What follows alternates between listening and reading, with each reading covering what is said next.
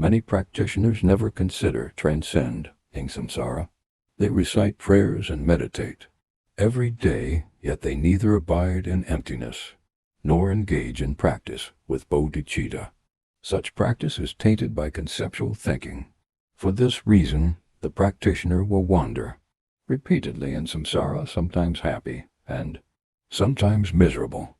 The Lotus Sutra states, their desires are the cause whereby they fall into the three evil paths, revolving wheel-like through the 6 realms of existence and undergoing every sort of suffering and pain.